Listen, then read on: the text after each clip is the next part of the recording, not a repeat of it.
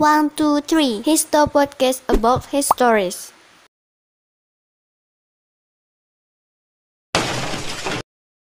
Oke, assalamualaikum warahmatullahi wabarakatuh. Selamat berjumpa lagi dengan saya Ratna Harinisa di Histo Podcast about Histories. Nah, pada Histo Podcast kali ini kita udah kedatangan tamu dari Departemen Pendidikan Himas FKIP Unsil. Nah, pada Histo Podcast kali ini juga sebagai mengisi konten dari PKM Himas. Nah, biar gak lama, kita langsung kenalan aja dulu. Silakan, Teteh. Oke, halo Nol. Perkenalkan, saya Nini Mediawati, mahasiswa Pendidikan Sejarah Angkatan 20, lebih tepatnya dari anggota Departemen Pendidikan. Nah, oke. Teteh ini kan anggota Departemen Pendidikan sebagai penanggung jawab dari apa, Teh? Aku di Departemen Pendidikan jadi penanggung jawab agenda PKM, Program Kreativitas Mahasiswa. Gitu. Wih, keren.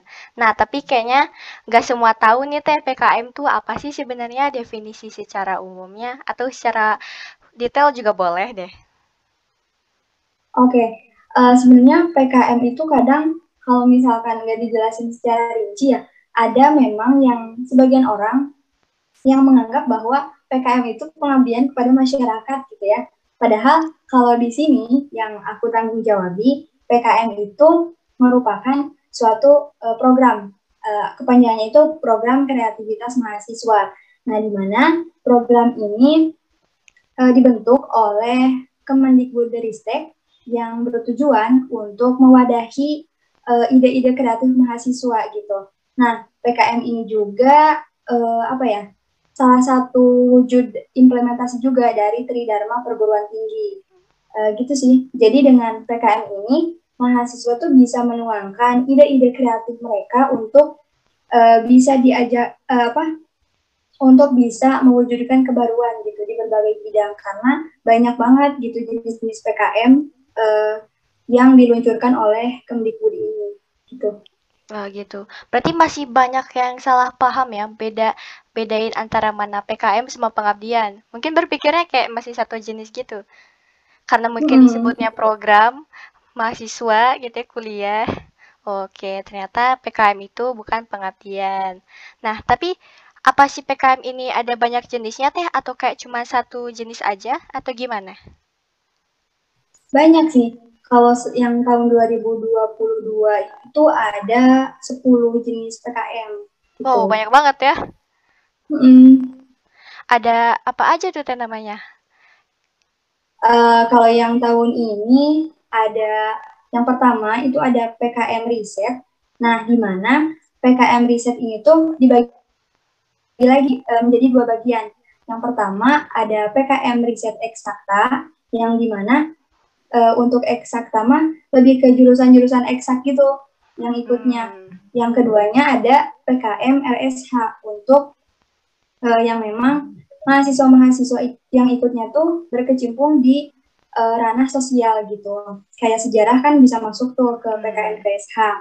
Nah, kemudian yang ketiga ada PKMK atau PKM Kewirausahaan. Kemudian yang keempat itu ada PKMPM atau pengabdian kepada masyarakat. Yang kelima ada PKMPI atau PKM Penerapan IPTEK. Yang keenam itu ada PKMKC atau Karsa Cipta. Yang ketujuh ada PKMKI atau Karya Inovatif. Yang kedelapan ada PKM PGK atau Video Gagasan.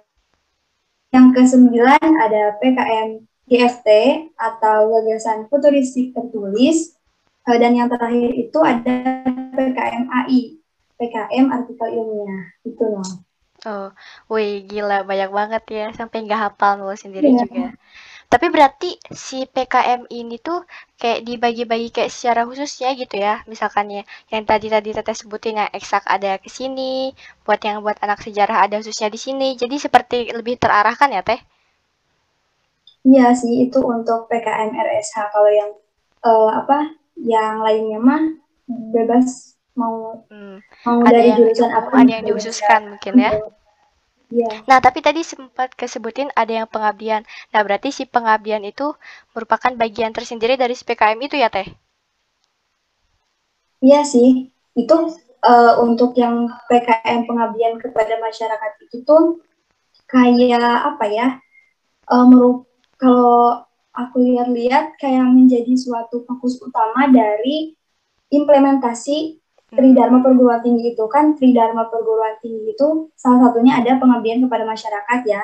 Nah mungkin itu acuan utamanya gitu sih kalau misalkan aku lihat. Oh, mungkin karena orang-orang kebanyakannya tahu kalau kuliah itu kan kayak harus mengabdi kepada masyarakat gitu ya, Teh. Mungkin karena ada pengaruh-pengaruh dari film juga karena KKN. Pasti udah pada tahu kan KKN pasti mengabdi ke Iya. masyarakat. Nah, tapi Teh, dari sekian banyaknya PKM itu yang paling banyak diminati para mahasiswa itu yang mana, Teh? Atau karena yang tadi mungkin karena terkenal, apakah jadi salah satu yang diminati juga? Iya, salah satu sih. Sebenarnya kalau dilihat-lihat di tahun kemarin itu ada beberapa PKM yang memang banyak diminati oleh mahasiswa sejarah kayak PKM RSH itu ada PKM PKMK, PKM PM, PKM AI, PKM apa PGK itu cukup diminati sih mahasiswa sejarah tahun kemarin. Kalau untuk yang sekarang, um, aku lihat-lihat itu mahasiswa pendidikan sejarah lebih banyak peminatnya ke PKMK, PKMPI, PKM AI sama PKM PM. Oh, Tuh. gitu. Nah, tapi ini menurut pandangan Teteh, kenapa mahasiswa sekarang lebih cenderung memilih ke PKM-PKM tersebut? Apa karena ada alasan khususkah atau mungkin menurut Teteh itu keinginan dari merekanya tersendiri? Oke, okay. Kalau untuk itu sih kayaknya lebih ke keinginan mereka sendiri ya. Karena kalau untuk aku sendiri, kalau misalkan minat ke PKM itu tuh berawal dari adanya ide yang kita punya gitu. Misalkan kita punya ide pengen pengabdian nih di misalkan di desa setempat gitu karena ada hal-hal yang memang harus diperbaiki di desa itu. Makanya kita pilihlah PKM pengabdian masyarakat untuk bisa merealisasikan apa-apa yang memang ide-ide yang kita punya gitu sih. Oke, berarti tergantung keinginan masing-masing ya. Berarti siapapun yang punya ide, pemikiran, atau apapun, kalian bisa langsung aja join di PKM. Nah, oke Teh, buat selanjutnya nih, kalau misalkan kita tahu nih, oh ada PKM. Nah, terus kita join nih PKM. Tapi apa aja sih yang harus kita lewatin buat ngejalanin si PKM itu? Pastinya nggak cuma selintas doang kan Teh? Ya, kalau di jurusan pendidikan sejarah sendiri, kita di Himas itu kan buat yang namanya PKM Center Himas gitu ya, sebagai wadah untuk mahasiswa pendidikan sejarah bisa merealisasikan ide-idenya. Nah, kalau di kita di sejarah itu alurnya kayak gini. Nanti mahasiswa pendidikan sejarah itu dihimpun tanggung jawab PKM Center Himas. Nah, nanti siapa-siapa yang memang memiliki minat kepada PKM, daftarlah di PKM Center Himas ini. Nah, setelah itu biasanya PKM Center Himas itu mengadakan suatu pelatihan misalkan webinar atau workshop gitu juga bisa sebagai bekal dari mahasiswa yang minat PKM untuk bisa melangkah ke jenjang selanjutnya gitu. Nah, setelah mengikuti webinar atau workshop, nanti mahasiswa pendidikan sejarah itu diarahkan untuk membuat suatu kelompok. Nah, biasanya kelompok untuk PKM itu terdiri dari 3 sampai 5 orang dengan mix angkatan gitu. Misalkan angkatan 20 sama angkatan 21 itu. Biasanya kalau di PKM sendiri tuh gak dianjurkan untuk mix angkatan gitu. Jadi jangan cuma satu angkatan doang dalam satu kelompoknya. Nah, setelah itu setelah pembuatan kelompok gitu, diskusi apa aja sih yang akan mereka buat gitu di PKM ini. Nanti bikin suatu dosen pembimbing untuk bisa berdiskusi lebih lanjut mengenai bagaimana perealisasian dari PKM yang mereka ide-ide PKM yang mereka miliki gitu. Nah, setelah adanya bimbingan sama dosen pembimbing dan juga setelah proposal yang mereka buat itu beres, barulah diajukan ke tingkat fakultas. Nah, proposal-proposal di tingkat fakultas itu direview oleh para reviewer dari Pokja PKM fakultasnya masing-masing. Misalkan kita nih di sejarah kan fakultas keguruan ya. Nah, di sana PKM-PKM dari berbagai jurusan itu dihimpun, terus direview dan kayak PKM-PKM yang memang sesuai dengan pedoman tahun itu atau dengan perolehan nilai yang tinggi nanti bisa lulus universitas. Nah, setelah lulus di tingkat FKIP ini tuh kan dikembalikan lagi nih ke kelompoknya masing-masing untuk diperbaiki lagi apa-apa yang memang masih kurang. Nah, setelah itu diajukan ke tingkat universitas, kemudian sama direview lagi, dan barulah ketika setelah beres dari tingkat universitas itu, proposal PKM bisa langsung diajukan ke SIM Belmawa.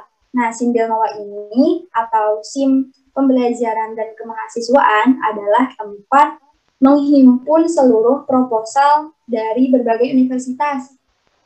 Pokoknya proposal-proposal yang bersifat nasional itu tuh dihimpunnya di sana gitu. Nah, setelah dari SIM Belmawa ini, sama juga ya diadakan penilaian, direview, kemudian setelah itu tuh ada pemberitahuan lagi gitu dari SIM Belmawanya bahwa siapa aja sih PKM yang dapat dana gitu. Kalau misalkan udah ada pengumuman nih, misalkan kelompok 1 dapat dana untuk PKM RSH misalkan gitu ya. Nah, nanti mereka itu melakukan penelitiannya atau merealisasikan ide-ide mereka gitu di tempat yang mereka tuju.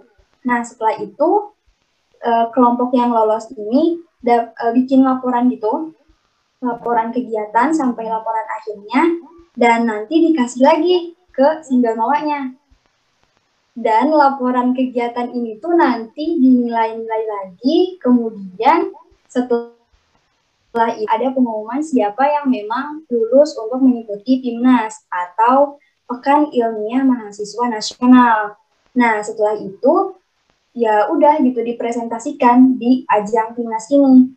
Apa-apa yang memang mereka udah lakukan nih atau udah realisasikan ide-ide PKM mereka.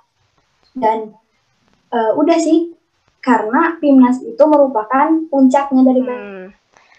Hasil akhir dari si PKM itu ya Teh ya? Iya, gitu. Nah, berarti itu apa ya? Pemfilterannya kayak banyak banget ya, berarti harus benar-benar diperhatikan ya. Nah, tapi berarti setiap PKM yang lolos itu pasti mendapatkan dana, gitu Teh? Kalau misalkan gini, dari universitas itu kan masuk ke Senjamawa ya. Di sana tuh direview. Kalau misalkan lolos nih pendanaan, ya dikasih dana. Kalau misalkan enggak, ya berarti gugur di sana. Tapi ada PKM yang memang jadi enggak dikasih dana, bukan dikasih dana untuk untuk merealisasikan kegiatannya gitu. Tapi kayak dikasih dana kayak insentif gitu, yang dimana nantinya PKM-nya itu langsung diupload ke jurnal Kemdikbud. Itu khusus untuk PKM AI. Jadi nggak ikut PIMNAS nantinya, Nol. Kalau PKM yang lainnya mah bisa ikut PIMNAS. Oke, berarti ada yang beda lagi ya, Teh ya?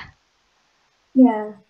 Nah, tadi juga sempat dengar kalau si PKM itu lebih dianjurin nggak yang sama seangkatan gitu, Teh?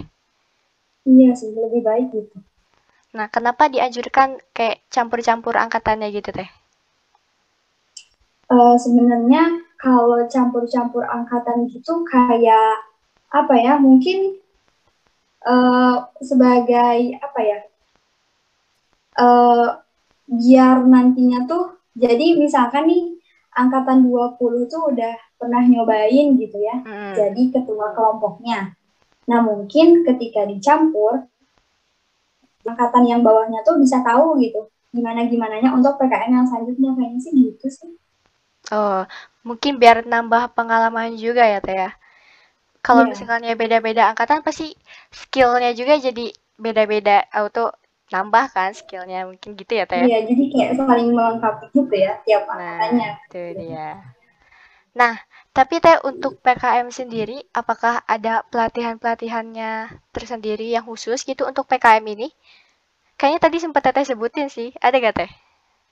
Iya, ada.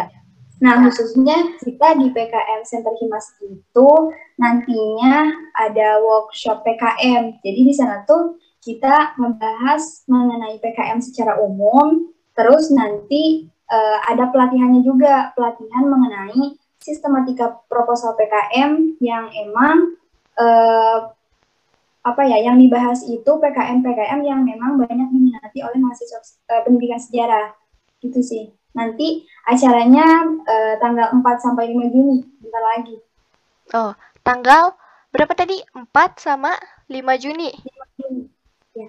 Nah, oke, catat tanggalnya guys, 4 sampai 5 Juni bakal ada workshop PKM. Jangan lupa buat join. Nah, tapi selain workshop PKM itu, apa bakal selanjutnya buat selanjutnya itu bakal ada lagi atau enggak Teh? Kalau workshop PKM udah sih untuk tahun ini diadakan sekali aja 4 sampai 5 Juni. Nantinya biasanya sih ada workshop PKM tapi bukan diwadahi sama Himas, tapi nanti diwadahinya sama fakultas gitu. Berarti untuk yang Himas tersendiri itu ada cuma sekali, tapi buat di fakultas nanti ada lagi. Gitu ya, Teh? Yes. Ya, Nah, betul. terus buat selanjutnya ya, Teh, buat dari pendidikan sejarah tersendiri nih, yang udah lulus PKM dari tingkat universitas dari periode pengajuan kemarin itu gimana, Teh?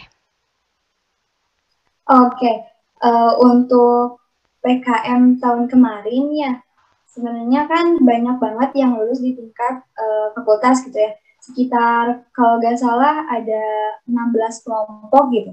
Tapi setelah masuk lagi ke universitas itu ada yang lulus cuma 6 kelompok Wow, yang terdiri berkurang dari lumayan ya. Iya, yang terdiri dari empat kelompok PKM AI, satu PKM kewirausahaan, sama satu lagi PKM RSH. Gitu. Oke, berarti penyeleksiannya juga cukup ketat buat si PKM ini ya, Teh ya. Ya sih, ketat banget. Nah, tapi ya itu, Tapi masih alhamdulillah ada yang lulus gitu dari nah sejarah. iya. Hebat banget sih mereka. Ya karena untuk melatih skill kita sendiri juga dan juga menambah ilmu pengetahuan juga ya kan. Ya. Nah, oke. Mungkin dari semua yang udah kita bahas tadi, si PKM ini bisa diikuti oleh siapa aja. Ada yang khusus untuk jurusan tertentu ataupun yang secara umum. Nah, dan bisa diikutin oleh siapa aja ya, Teh. Dan tapinya untuk kelompoknya tersendiri lebih direkomendasikan untuk campur-campur angkatan supaya skillnya juga lebih banyak yang masuk yang baru. Nah, Ya. mungkin Teh cukup sekian dari Histo Podcast kali ini. Terima kasih sebelumnya karena telah menyempatkan waktu untuk menjadi narasumber di Histo Podcast kali ini. Terima kasih Teteh sekali lagi. Ya. Nah, dan buat kalian jangan lupa nanti 4 sampai 5 Juni join di workshop PKM yang ditanggung jawabin oleh Teh Neni. Jangan lupa join ya guys. Buat nanti pendaftarannya kapan Teh kira-kira? Pendaftarannya sekitar nanti hanya semingguan sih pendaftaran untuk Oh, workshopnya. oke. Amin 1 minggu siap-siap. Nah, oke, mungkin cukup sekian Histo Podcast kali ini. Mohon maaf apabila ada salah-salah kata. Wabillahi taufiq wal hidayah. Wassalamualaikum warahmatullahi wabarakatuh. Sampai jumpa di Histo Podcast berikutnya.